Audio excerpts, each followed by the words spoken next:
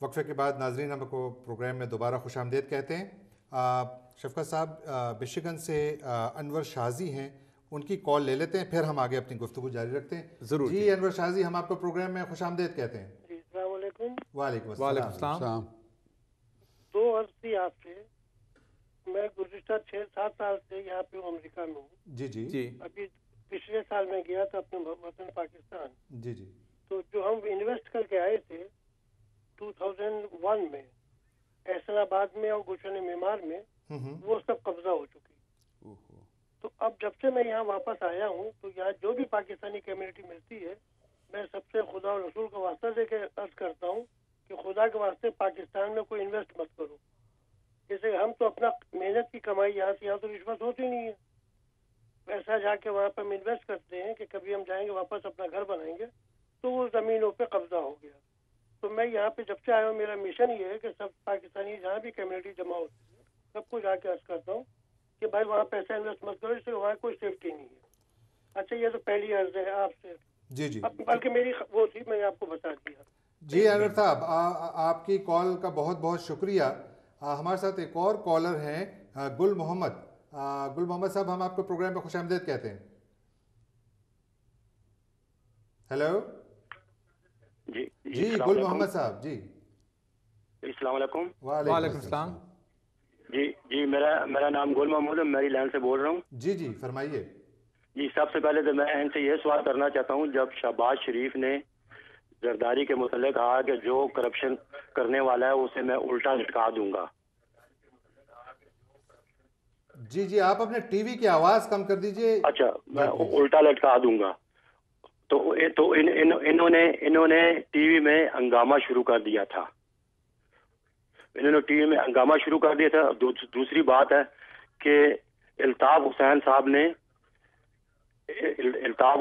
نے جی جی آپ اپنے ٹی وی کی آواز کم کیجئے اور سوال کیجئے. الطاف حسین صاحب نے اپنے سپیچ میں کہا تھا کہ زرداری صاحب پاکستان کے خلاف سازش کر رہا ہے, تو میں فوج کے ساتھ جو ہے نا میں اس کے ساتھ کھڑا ہوں گا.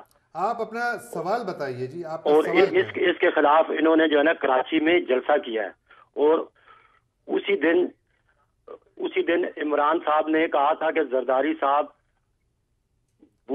امریکہ کے بوٹ صاف کرے گا. تو اس کے بارے میں آپ کی کال کا بہت بہت شکریہ. آپ کے خیالات ہم تک پہنچ گئے. اور ناظرین ہم سوال پوچھتے ہیں, بات وہی ہو رہی ہے, گورننس کی بات ہو رہی ہے. جس طرح انور شازی صاحب نے سوال کیا کہ انہوں نے کچھ کراچی میں پراپرٹی لی تھی اور وہ قبضہ مافیا نے اس پہ قبضہ کر لیا, وچ شوز کہ رول آف لا جو ہے وہ پاکستان میں, ہاں جی وہ اس میں فیصلہ آباد, جی ہاں ان کا وہاں پر جو پاکستان میں جو رول آف لا ہے دیٹس اے بگ کویسچن, اور اس کا ڈیفینیٹلی جو ڈائریکٹ تعلق ہے وہ گورننس سے ہے. اور آپ جو بات کر رہے تھے پہلے کہ پاکستان میں ڈیموکریسی, ڈیفینیٹلی ڈیموکریسی کا الٹیمیٹ آبجیکٹیو کیا ہے آخر؟ آبجیکٹیو تو یہی ہے کہ ہم نے اداروں کو مضبوط کرنا ہے, ہم نے لا کو مضبوط کرنا ہے, ہم نے عوام کو آسائشیں دینی ہیں, ان کو ایجوکیشن, ان کی جو ہے. لیکن کیا آپ وہ دے پائے ابھی تک؟ میرے خیال میں اس میں ٹائم لگے گا. آپ دیکھیں ہماری اکانومی کیا ہے اور انڈیا کی اکانومی, وہ ہم سے 10 گنا بڑی ہے. جی آپ بتائیے. نہیں آپ مجھے بتائیں جی جی کہ کانگریس کی بھی پہلی بار نہیں ہے حکومت آئی, کیا انڈیا کے اندر کرپشن نہیں ہے؟ وہاں پہ لوگ پکڑے نہیں جاتے, وہاں پہ جیلوں میں نہیں جاتے. لیکن انڈیا کی معیشت کے ساتھ آپ کمپیئر نہیں کر سکتے. یہاں کی آپ رپورٹ پڑھیں, جی جی جی انہوں نے دی ہے کہ وہ اگر آپ انڈین پارلیمنٹ جو ہے وہ کرمنل کی پناہ گاہ, میں اس کو جو ہے نا مثال نہیں بنانا چاہتا, لیکن ڈیموکریسی کے لیے مضبوط اداروں کے لیے آپ کو ٹائم چاہیے. آپ کو ان کی پوری جو ہے وہ ان کو لوگوں کے ذہن صاف کرنے پڑیں گے. اگر ہمارے بچے جو ہیں وہ کرپشن کی یہاں پہ امریکہ کے اندر بات سنتے ہیں تو ان کو سرپرائز ہوتا ہے کہ ہاں کرپشن بھی ہوتی ہے. لیکن میں شفقت تنویر صاحب سے یہی آپ ہی کی بات کو آگے بڑھاتا ہوں کہ کتنے سال چاہیے پاکستان میں پیپلز پارٹی کو حالات ٹھیک کرنے کے لیے؟ کتنی حکومتیں چاہیے؟ 4 حکومتیں آپ کی ہو گئی. نہیں آپ دیکھیں, ہر دفعہ آپ جب ہماری حکومت آئی, مطلب کہ سب سے پہلے تو بھٹو شہید کی حکومت آئی, آپ کو آدھا ملک ٹوٹا ہوا تھا تو آپ کو دیا گیا. جی جی جی राइट। उस वक्त पाकिस्तान के हालात देखें, आप देखें उस हुकूमत ने पाकिस्तान के लिए क्या क्या किया। ठीक है जी। अच्छा, एटम बम बना के दिया आपको उसी हुकूमत ने आपको इस्लामिक कंट्रीज को इकट्ठा किया, उसी हुकूमत ने आपको लेकिन वो बात तो सही है सर। अच्छा, उसके बाद जो दूसरी दफ़ा हुकूमत आई, जनरल ज़िया की पूरी एडमिनिस्ट्रेशन को उन्होंने मुल्क को तबाह किया, फिर आपके पास वो हुकूमत आई। लेकिन आपको तो इसीलिए लाया गया ना कि आप हालात दुरुस्त करें। हालात दुरुस्त किए हमने, तक हालात दुरुस्त किए। नहीं हमने हालात दुरुस्त हर तरफ से। अच्छा, अब चले इसको आगे बढ़ाते हैं। तीसरी दफा हुकूमत जब आई है तो आपने उस वक्त हुकूमत दी जब दहशतगर्दी इंतहा तक थी। हमें वो भी आपको जमाना याद होगा कि दिन में 4-4 दफा धमाके होते थे, कभी इस्लामाबाद में हो रहा था, कभी कराची में हो रहा था, लाहौर में। ये भी आप इस चीज को देखें, उसने पाकिस्तान को डेफिनेटली हर्ट किया है। इसको आगे बढ़ाते हैं, इसी आपकी बात को आगे बढ़ाते हैं। सईद बुखारी साहब है कनाडा से।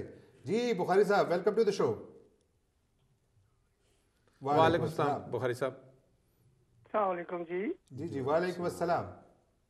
सर मेरा सिर्फ 1-2-3 सवाल होंगे, छोटे छोटे से सवाल हैं बस। वो क्योंकि मैं हाल ही पाकिस्तान से आया हूँ, जी तो मुझे 10-12 साल हो गए। मेरी गुजारिश सिर्फ इतनी है, जो मेरे भाई साहब बैठे हुए हैं सब, कि बेनज़ीर भुट्टो शहीद हुई तो जरदारी साहब ने अब तक क्या किया?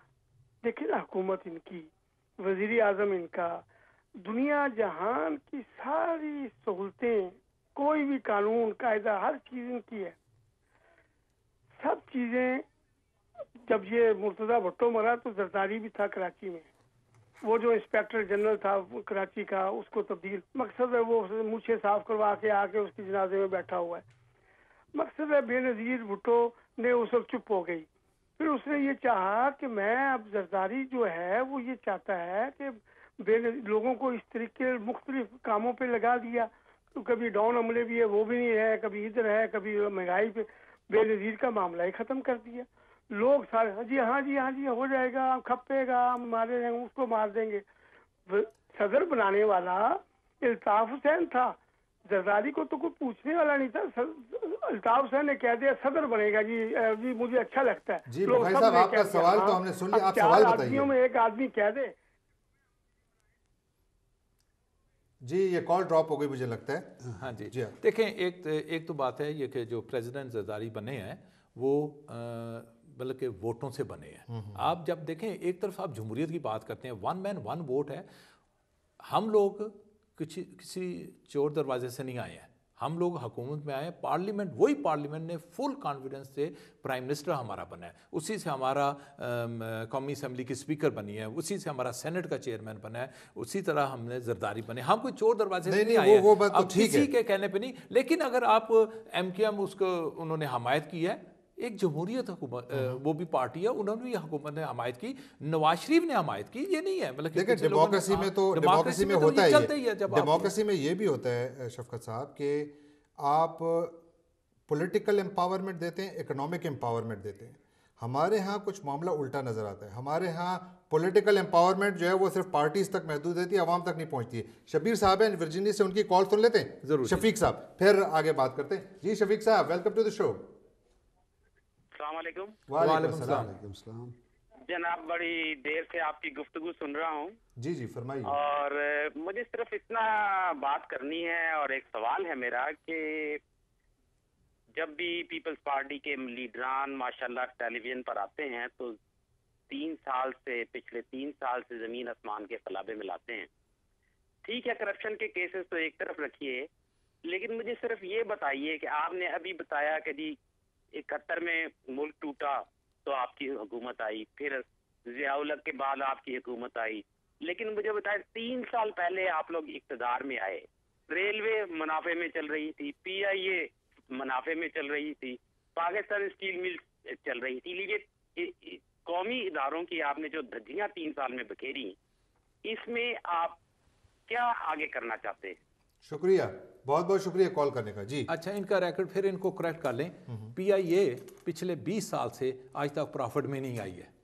लेकिन अभी तो bankruptcy के करीब हो गई there is no doubt. Railway चल रही थी, रेलवे का क्या हो गया? वही मैं कह रहा हूँ, रेलवे अभी भी चल रही है, ये नहीं है। रेलवे को पिछली दफा भी डेफिसिट आपको देना ही होता था। हर मुल्क, हर हुकूमत ने रेलवे को भी पैसा दिया और पीआईयू को नहीं, लेकिन रेलवे में तो रोजाना 100 ट्रेनें कैंसिल हो रही है, तो इसको कैसे चलना कह सकते हैं? ये तो बिल्कुल रींग रही है। मेरे ख्याल में ये मैं ये समझता हूँ कि जो जिस सिस्टम, इकोनॉमिकल सिस्टम में हम रह रहे हैं, जिसको हम कैपिटलिज्म कहते हैं, वो एक्चुअली कैपिटलिज्म मोनोपोलिस्ट कैपिटलिज्म बन चुका है।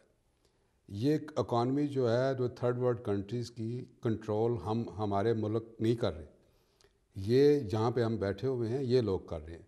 ये चाहें तो आपके, ये तो उन्होंने जाके मुशर्रफ के दौर में ये कह दिया कि आप हम पत्थरों के ज़माने में, तो आप आलमी मुआशी निज़ाम की बात कर रहे हैं, लेकिन पाकिस्तान के अंदर जो आपके कंट्रोल में है वो आपने That's what I'm trying to tell you कि मतलब है आप ग्रीस को जो है ना, और एडमिनिस्ट्रेशन की बात हो रही है। That's what I'm trying to let me give you the example कि अगर आप ग्रीस को जो है ना इकोनॉमिकल रिलीफ देना चाहते हैं तो $1.5 ट्रिलियन दे देते हैं। पाकिस्तान आपसे $5 बिलियन लेने की कोशिश करता है कि हमारे अंदर फ्लड आए हुए हैं, हमारे अंदर टेररिज्म है, हम पाकिस्तान के लोगों का टैक्स